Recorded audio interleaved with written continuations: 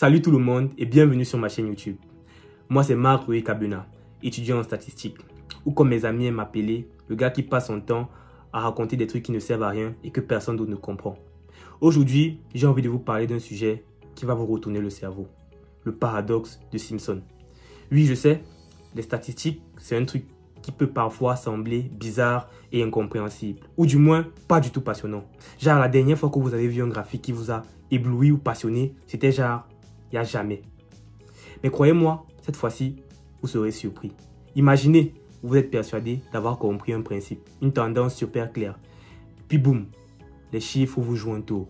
C'est un peu comme si vous prenez votre calculatrice, vous essayez de faire 2 plus 2 et vous obtenez 5. Qu'est-ce qui s'est passé? Qu'est-ce qui a changé? C'est incroyable, n'est-ce pas? Alors, installez-vous bien à votre canapé, sortez vos plus beaux neurones et préparez-vous à ce que je vous emmène dans le monde fabuleux et fantastique du paradoxe de Simpson. Alors, c'est parti. Alors, qu'est-ce que le paradoxe de Simpson? En gros, c'est une tendance visible dans plusieurs groupes qui disparaît ou même s'inverse quand on les combine. Ce phénomène se produit souvent quand on oublie de prendre en compte la structure cachée des données, comme la taille des groupes ou les facteurs non observés. Regardons cela avec un exemple chiffré pour voir ce qui se passe réellement. Accrochez-vous, car ça risque d'être vraiment très intéressant. Prenons comme premier exemple celui de l'admission à l'université. Imaginons que nous avons deux départements dans une université, le département A et le département B. Dans chaque département, on observe le taux d'admission pour les hommes et les femmes. Voici les données. Si on regarde séparément les femmes ont un taux d'admission de 50% dans le département A et de 75% dans le département B, tout comme les hommes. C'est identique. Mais maintenant, si on combine les deux départements, quelque chose de surprenant se produit. Nous avons en tout 100 femmes, dont 55 sont admises. 40 plus 15. 40 femmes plus 15 femmes. Ce qui donne un taux global de 55%. Et pour les hommes, on a 100 candidats au total et 70 sont admis. 10 plus 60. Ce qui donne un taux global de 70%. Vous voyez le paradoxe? Même si dans chaque département, les hommes et les femmes avaient le même taux d'admission, quand on combine tout, il semble que les hommes sont admis plus souvent que les femmes. Avec 70% contre 55%. Le paradoxe de Simpson est donc une illusion créée par la distribution différente des hommes et des femmes dans chaque département. Incroyable, n'est-ce pas? Ce n'est pas que les chiffres sont faux, c'est juste qu'ils nous montrent quelque chose de différent quand on les agrège. Alors, en guise de second exemple, prenons le cas de l'efficacité d'un nouveau médicament. Imaginons maintenant qu'on teste un nouveau médicament. On divise les participants en deux groupes, les jeunes et les seniors. Voici les résultats de notre test. Chez les jeunes, le médicament a un taux de guérison de 67%, alors que le placebo est à 50%. Et chez les seniors, le médicament a un taux de guérison de 20%, alors que le placebo est à 40%. Maintenant, si on compare tous les résultats, on a 100 personnes sous médicament et 62 guéris, soit un taux global de guérison de 62%. Pour le placebo, on a 100 personnes aussi, mais avec 41 guéris cette fois-ci, soit 41% de taux de succès. On obtient une belle surprise.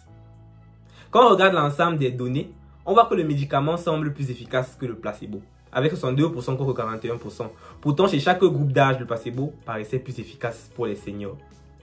Alors, qu'est-ce qui s'est passé ici?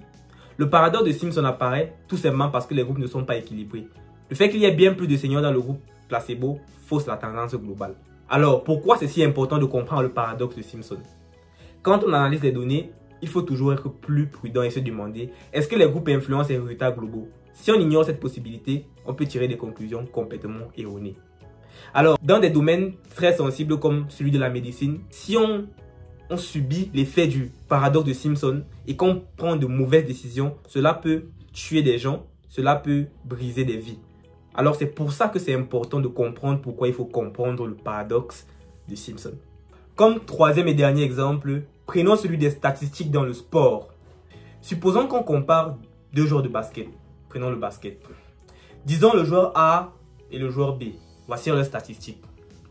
Si on regarde séparément, le joueur A est meilleur à domicile et le joueur B est meilleur à l'extérieur. Mais si on combine leurs performances dans tous les matchs, le joueur B a une moyenne de 20 points par match contre 15 pour le joueur A. Le paradoxe frappe encore selon le contexte. La conclusion change complètement. Vous voyez, même les meilleurs athlètes peuvent être victimes de ce paradoxe. C'est comme si les statistiques changeaient d'avis en fonction de la situation. Alors, en conclusion, quelles leçons pouvons-nous tirer de cela et quelle application pouvons-nous en faire dans la vie quotidienne?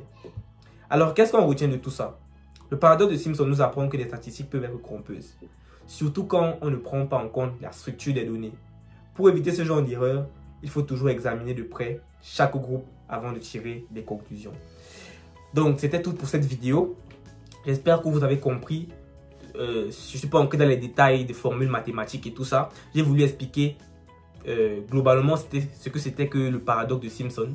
Alors, j'espère que cette vidéo vous a plu. Je vous réserve encore plein d'autres vidéos comme ça. Il y a plein d'autres vidéos en préparation sur les stats, sur les maths, sur plein d'autres choses. Mais on ne va jamais faire des trucs compliqués ici. On va toujours essayer de vulgariser au maximum afin que tout le monde puisse comprendre et puisse tirer son épingle du jeu. C'était Marc-Loïc Kabuna. Merci d'avoir suivi cette vidéo. Ciao!